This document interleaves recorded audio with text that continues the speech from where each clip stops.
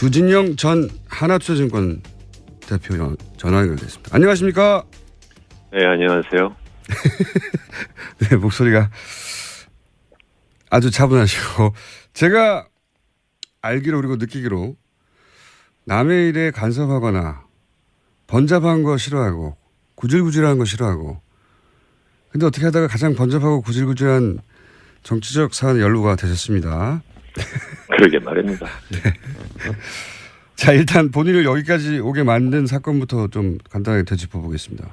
삼성물산 제일모직 합병하는데 국내 22개 증권사 다 합병에 문제없다는 보고서를 냈는데 본인이 사장으로 있던 하나투자증권에서만 부정적인 보고서를 냈습니다. 이런 보고서를 내면 시끄러워질 거를 알고 계시지 않았나요? 왜 삼성이 하는 일인데 그렇게 반대를 하셨습니까? 시끄러워질 거라는 건 알기는 했죠. 그렇지만 워낙 뻔한 얘기인데 다들 부안 내동하거나 아니면은 결탁하는 것 같아서 심통이 나가지고. 심통이 나서? 아, 뻔한데 아무도 그 말을 안 해서. 네. 굳이 꼭 나서서 하셨군요. 예.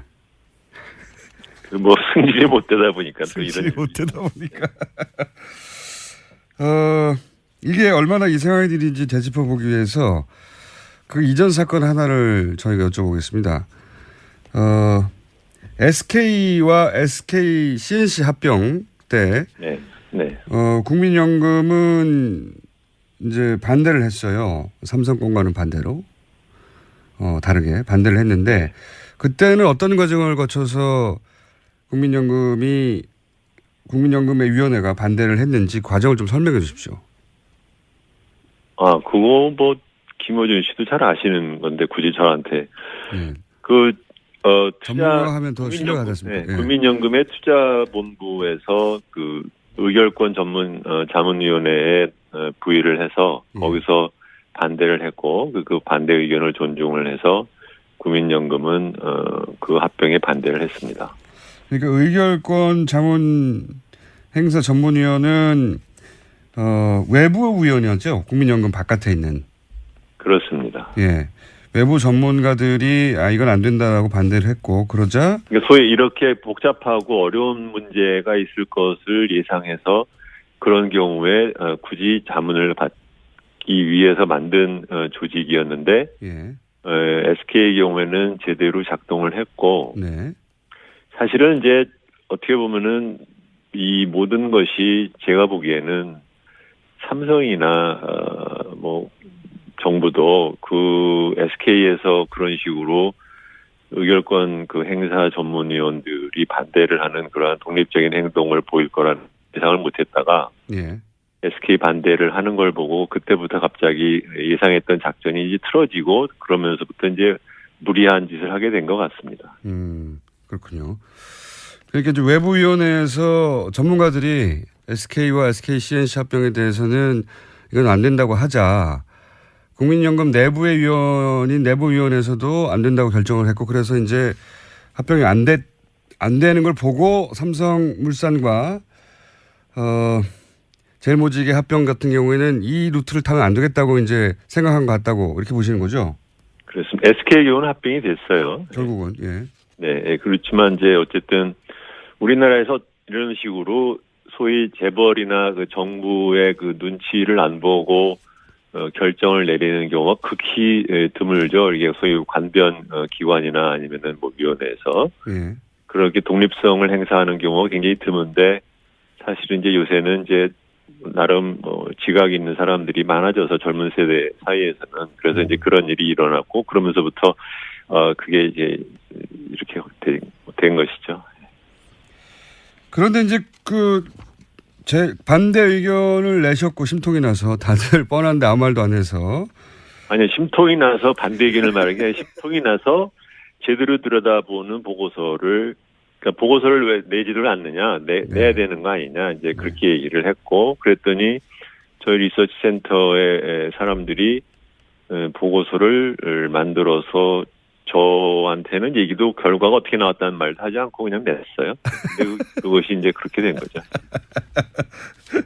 근데 그렇게 제대로 보고서를 내고 보고서가 이제 합병 반대로 나가고 나서 대표에서 물러나셨잖아요. 근데 그 물러나는 과정이 압력이 있었다라고 짧게 말씀하셨는데 청문회에서 당시 상황을 좀 더 자세히 말씀해 줄 수 있습니까? 물러나는 과정을? 아이고, 지나간 얘기 자꾸 물어보셔서 참. 내고 나서 그거 갖고 하나그룹에서 시비를 걸고 물러나라는 소리를 하고 했지만, 그것을 제가 받아들이지 않으면 이제 그러면 얘기가 복잡해지거든요. 그러니까 이사회를 통해서 임을 하고 주총을 해서 새로 해야 되니까, 그러니까 소위 곱게 물러나지 않으니까, 그리고 제가 그걸로 이제 언론에 가서 얘네들 봐라, 이게 좀 말도 안 되는 짓을 한다라고 얘기를 하니까 지네들도 뒤가 구리니까는 꼬리를 말았습니다. 그래서 이제 임기까지 하고서는 그만뒀죠. 물러나라고 제가 이제 듣기로는 처음에는 경영실장 김춘수 사장이 장충기 삼성 사장으로부터 불평 전화를 들었다는 말을 들었고, 그래서 부정적인 보고서를 쓰지 않겠다고 약속하라는 말을 했는데 약속하지 않으셨고 1차 보고서 이후에 2차 보고서까지 내셨고 거꾸로. 예. 그래서 김현배 하나생명 부회장이 2차 보고서 때문에 삼성 구조부원이 격앙돼 있다. 물러나야 할 것이라고 말했더니 본인이 법대로 하시라고. 네. 이게 제가 아는 전문데 대충 맞습니까? 네, 그렇습니다. 예. 근데 법대로 못했어요. 예, 법대로 못하셨고 그쪽에서도. 처음 언론에 알려진 것은 대표님이 네. 우리나라 재벌이 조직폭력배 같은 운영 방식이라고 지난 12월에 청문회에서 말씀하셨어요. 그리고 다시 한번 언론에 화제가 된 것이 어제 삼성그룹 합병을 돕는 것이 올바른 정책적 판단이었다고 박근혜 전 대통령이 신년 간담회에서 발언을 했는데, 여기에 대해서 정신 나간 발언이라고 이제 일축을 하셨다고 특검에서 말씀하셨다는데, 이게 왜 정신 나간 발언인지를 설명해 주시면 박근혜 대통령이 왜 잘못했는지 이해할 수 있을 것 같습니다.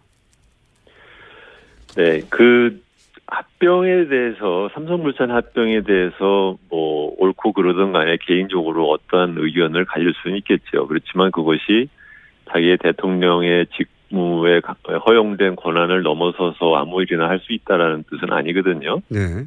그런데 그 기자들 모아놓은 데서 자기가 그렇게 생각해서 개입을 했다는 것처럼 뉘앙스를 풍기는 얘기를 갖다 직접 하는 걸 보고 둘 중에 하나죠. 이게 전 양반 자기가 지금 무슨 말을 하는지를 모르거나 아니면 애초에 법의식이 박약해서 그런 얘기를 갖다 이렇게 저렇게 그냥 술술술 말을 낸다. 그런, 저는 자기 자신을 자기가 기속감이 되는 얘기를 하는 것처럼 하는 거거든요. 그리고 두 번째로는 그 말의 이제 근저는 뭐냐면 국민연금이 자기나 또는 정부의 정책적인 판단에 지시를 내려도 되고 거기에 따라 행동을 하는 것에 문제가 없다라는 식의 얘기를 하는 거라서 굉장히 정신 나간 얘기죠. 그러니까 이렇게 법의 한계가 무엇인지를 전혀 의식을 안 하는 사람처럼 들렸어요.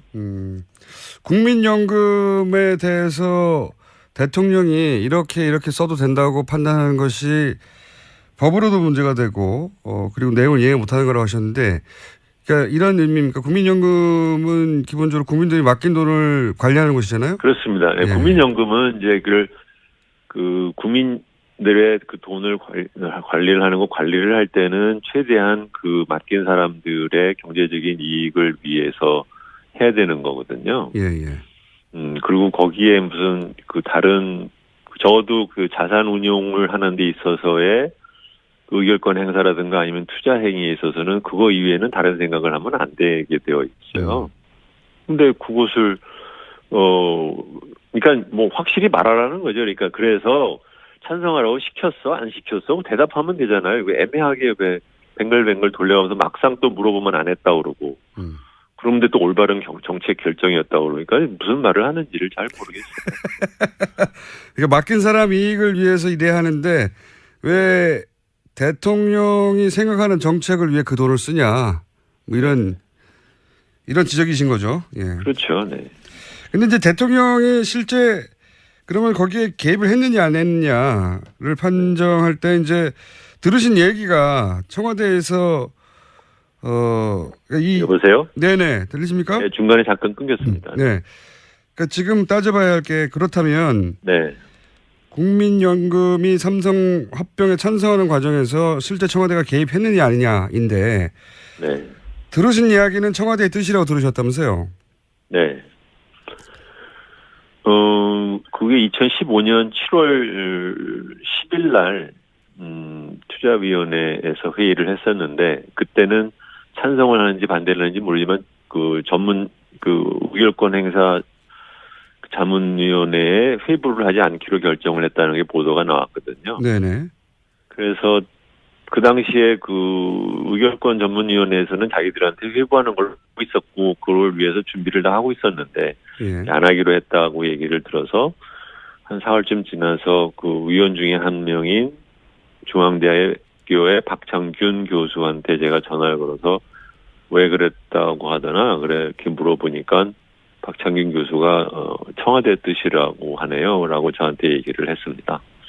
근데 이제 박창균 교수는 근데 제가 더 이상 묻지를 않았는데, 그러고서 끊었는데 그 이유는 박창균 교수는 굉장히 제가 존경하고, 좋아하는 후배 교수인데, 이 사람이 박근혜 캠프, 그러니까 선거를 할 때 박근혜 캠프에 있었던 경제학자들과 굉장히 가까운 사이예요. KDI 출신이고, 그래서 안종범, 문영표, 이런 사람들이랑 굉장히 가까운 사람이거든요. 신원석, 그 당시에 이제 자무부시장 연구원장이었고, 지금은 이제 금통위원 중에 한 사람인 신인석 박사랑도 친하고, 그런 사이인데, 그 사람이, 청와대 뜻이라네요라고 말을 했을 때는, 이게 꼬치꼬치 물으면 본인도 좀 얘기하기가 곤란하겠다 싶어서 제가 더 이상 묻질 않았었습니다. 근데 실제로 나중에 알려진 것에 의하면, 박창균 교수한테 그런 얘기를 전한 사람은 금통위원이었던 신인석 박사라고 하죠. 네. 그러니까 이제 단순히 지나가는 말로 흘려들을 위치에 있는 사람이 아니었고 그 관계도 박근혜 정부의 경제 사안의 결정권자들하고 가까웠기 때문에 청와대가 여기 개입했다고 믿을 만한 정황이었다 이렇게 보신 건 지금도 그렇게 생각하시는 거고요, 그렇죠? 네, 생각이고 자시고 간에 나는 박창균 교수한테 그렇게 들었다. 네. 그렇게 얘기를 한 것입니다. 네. 알겠습니다. 네. 들었으니까요. 네. 네. 이제 저희는 사실 준비한 시간이 거의 다 됐는데 왜냐하면 어제 발언 관련해서만 제가 여쭤보느라고 네. 말씀을 듣다 보니까 저희 방송에 주기적으로 나오셔서 가끔 경제 사안도 짚어주시면 참 좋을 것 같다는 생각이 듭니다. 요새 바쁘십니까? 바쁘진 않은데 김호준 씨 입장에서는 그렇게 생각하실 때 저로서는 별로 하고 싶은 일은 한 가지만 더 여쭤볼게요. 시간이 다 돼서. 네. 이 재벌 총수 구속하거나 법적 처벌하면 우리나라 경제가 큰일 날 것처럼 얘기했는데 실제로는 이재용 부회장 구속하고 나서 삼성전자 주가가 연일 최고치를 경신하고 있습니다. 이유가 뭡니까? 전문가로 보시기에. 일단은 전자의 지금 반도체 실적이 굉장히 좋기 때문에 그런 것이 하나 있고, 예.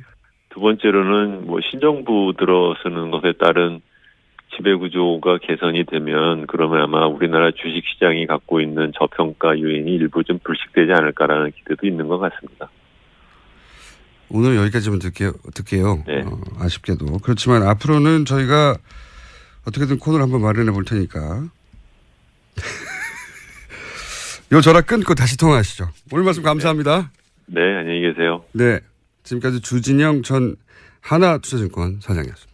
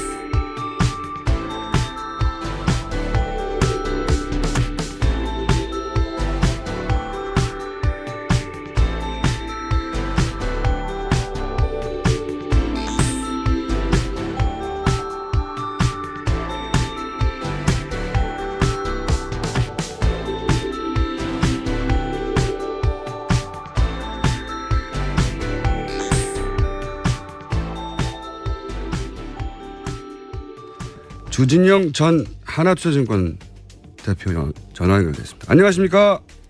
네, 안녕하세요. 네, 목소리가 아주 차분하시고 제가 알기로 그리고 느끼기로 남의 일에 간섭하거나 번잡한 거 싫어하고 구질구질한 거 싫어하고 근데 어떻게 하다가 가장 번잡하고 구질구질한 정치적 사안에 연루가 되셨